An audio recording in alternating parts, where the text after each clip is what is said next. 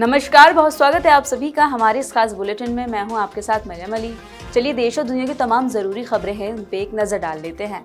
कुछ दिन पहले भारत अमेरिका व्यापार समझौता हुआ था, जिसमें ये बात भी सामने आई थी कि ट्रंप का कहना है कि भारत अब रूस से तेल नहीं खरीदेगा।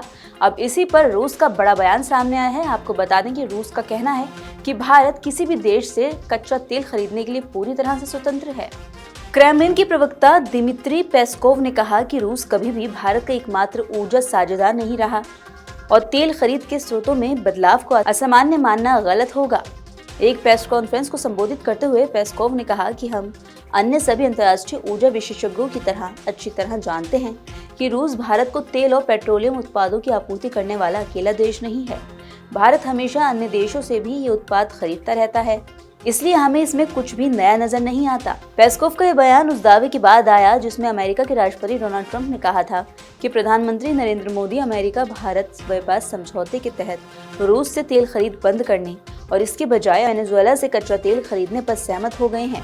रूसी प्रवक्ता ने ये भी कहा कि मॉस्को को भारत की ओर से रूसी तेल खरीद बंद करने को लेकर कोई आधिकारिक सूचना नहीं मिली है। बीते कई दिनों से संसद का बजट सत्र चल रहा है। इसी दौरान आपको बता दें, कुछ दिन पहले राहुल गांधी के बयान पर घमासान भी छिड़ गया था। ऐसे में बीते दिन भी प्रधानमंत्री धन्यवाद प्रस्ताव पर बोलने वाले थे, लेकिन वो नहीं बोल पाए। कुछ सांसदों ने हंगामा शुरू कर दिया और आज भी हंगामे के आसार साफ साफ नजर आ रहे हैं।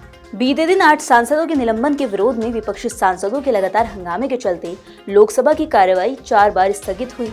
शाम 5 बजे पीएम मोदी धन्यवाद प्रस्ताव पर जवाब देने वाले थे, लेकिन विपक्ष की महिला सांसदों के हंगामे के चलते लोकसभा स्थगित कर दी गई।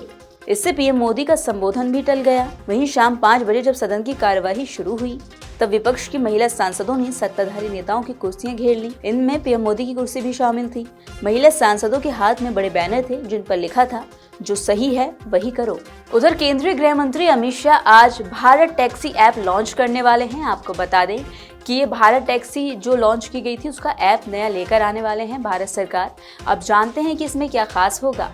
ये भारत का पहला सहकारिता आधारित राइड हेलिंग प्लेटफॉर्म है। ये जानकारी का आधारित बयान में दी गई। इस सेवा को सभी राज्यों और शहरों में 2 वर्ष के भीतर विस्तार देने का लक्ष्य है। भारत टैक्सी, जो multi state cooperative societies act 2002 के तहत पंजीकृत है, 6 जून 2025 को स्थापित हुई थी। ये जीरो कमीशन और सर्च फ्री प्राइसिंग मॉडल पर काम करती है। इसमें ड्राइवरों को सीधे लाभ वितरण किया जाता है। ये विदेशी निवेश आधारित प्लेटफॉर्म्स का स्वदेशी विकल्प प्रस्तुत करती है। 8 प्रमुख सहकारी संगठनों द्वारा समर्थित इस प्लेटफॉर्म ने 2 दिसंबर को दिल्ली, एनसीआर और गुजरात में पायलट संचालन शुरू किया। ये ओला, उबर और रैपिडो जैसे स्थापित खिलाड़ियों को चुनौती देने वाला है। वहीं मंत्रालय का दावा है कि ये दुनिया का पहला और सबसे बड़ा सहकारी आधारित राइड हेलिंग प्लेटफॉर्म है। ये दुनिया का सबसे बड़ा ड्राइवर स्वामित्व वाला मोबिलिटी प्लेटफॉर्म भी है। वहीं लखनऊ कानपुर हाईवे पर बीती रात भीषण हादसा हो गया। आपको बता दें कि प्रोग्राम से वापस लौट रहा था एक परिवार जो बाइक पर सवार था। ऐसे में एक ट्रक ने कंटेनर को टक्कर मारी, जिसके बाद वो भाग रहा था। इसी दौरान बाइक सवार जो पूरा परिवार है उससे वो टकरा गया और पूरे परिवार की इस हादसे में मौत हो गई। इस हादसे में दंपति और उनके 2 बच्चों की मौत हो गई है। मृतक की बड़ी बेटी पीछे से आ रहे साड़ू की बाइक पर बैठी थी, इसलिए वो बच गई। इस हादसे में दंपति और उसके 2 बच्चों की मौत की खबर सामने आई। हादसे की सूचना मिलने पर पुलिस मौके पर पहुंची और जांच शुरू कर दी। वहीं पुलिस अधिकारी ने बताया कि 4 शवों को पोस्टमार्टम के लिए भेजा गया है और ट्रक को कब्जे में ले लिया। रात लगभग 11:30 बजे थाना सोहरामऊ पर सूचना मिली कि भल्ला फार्म के पास एक्सीडेंट हो गया है। मौके पर सोहरामऊ पुलिस पहुंची तो देखा कि एक ट्रक जो लखनऊ से कानपुर हाईवे पे जा रही थी, उसने भल्ला फार्म पर रोड क्रॉस कर रही ट्रक को टक्कर मार दिया और उसके बाद अनियंत्रित होकर कानपुर की तरफ जा रहे मोटरसाइकिल पर सवार जो दंपत्ति थे उनको चपेट में लेते हुए ट्रक क्रॉस कर गई उनके ऊपर से, जिससे उनकी आकस्मिक वहीं पर मृत्यु हो गई। इसमें जो इनकी शिनाख्त हुई है, मृत्यु में टोटल 4 लोग हैं, एक पति पत्नी और उनके 2 छोटे बच्चे। पति जो वीरेंद्र है अजगैन के रहने वाले हैं, उनकी पत्नी कुशहरी की रहने वाली हैं और इनके 2 छोटे छोटे बच्चे थे, एक 6 साल का लड़का और एक 9 साल की बच्ची। इन सभी की आकस्मिक मृत्यु हो गई वहीं पर मौके पर और शव को कब्जे में लेकर के पोस्टमार्टम के लिए भेज दिया गया है। दोनों गाड़ियों को कब्जे में ले लिया गया है। इसमें अन्य विधिक कार्रवाई की जा रही है। ट्रैफिक सुचारू रूप से चल रहा है। कानून व्यवस्था की कोई समस्या नहीं है। अब अगर मौसम की बात की जाए तो आपको बता दें कि आज सुबह दिल्ली एनसीआर में धूप खिली रही, लेकिन बीते ही दिन काफी ठंडी हवा चल रही थी। मौसम एकदम बदल गया था। सुबह के वक्त घना कोहरा भी देखने को मिला। ऐसे में आईएमडी का अलर्ट था कि आने वाले दिनों में तापमान फिर से गिर जाएगा। तो अब क्या है आईएमडी का पूर्वानुमान, ये जान लेते हैं। आईएमडी के मुताबिक 5 और 6 फरवरी को जम्मू कश्मीर, लद्दाख, हिमाचल प्रदेश और उत्तराखंड के कई हिस्सों में बारिश और बर्फबारी का अलर्ट दिया गया।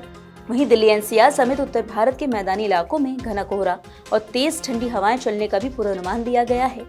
मौसम विभाग के मुताबिक इस समय उत्तरी पाकिस्तान और उससे सटे पंजाब क्षेत्र के ऊपर एक पश्चिमी विक्षोभ ऊंचाई पर चक्रवाती प्रसार के रूप में सक्रिय है, जिसके साथ ऊपरी वायुमंडल में एक ट्रफ भी बनी हुई है। इसके अलावा उत्तर पूर्वी पंजाब और आसपास के इलाकों में भी चक्रवाती परिसंचरण दर्ज किया गया। इन सभी प्रणालियों का संयुक्त असर पश्चिमी हिमालय क्षेत्रों में मौसम को लगातार स्थिर बनाए हुए है। उधर पूर्वोत्तर भारत के ऊपर लगभग 12.6 किलोमीटर की ऊंचाई पर इसकी गति करीब 130 नॉट्स मापी गई है। यही तेज जेट स्ट्रीम पश्चिमी विक्षोभों और ऊर्जा दे रही है, जिससे पहाड़ी इलाकों में बारिश और हिमपात की गतिविधियां तेज हो गयी। वहीं आईएमडी ने बिहार, हरियाणा, चंडीगढ़, हिमाचल प्रदेश, मध्य प्रदेश, पंजाब, उप हिमालय, पश्चिम बंगाल और सिक्किम, साथ ही उत्तर प्रदेश और उत्तराखंड के कुछ हिस्सों में घने कोहरे की आशंका भी जताई। इससे सड़क, रेल और हवाई यातायात प्रभावित हो सकता है। तो ये थी वो तमाम जरूरी खबरें जो हमने आपको दिखाई। इन खबरों का अपडेट भी लगातार हम आपको देते रहेंगे। बस उसके लिए आपको जुड़े रहना होगा नवोदय टाइम्स पंजाब केसरी के साथ।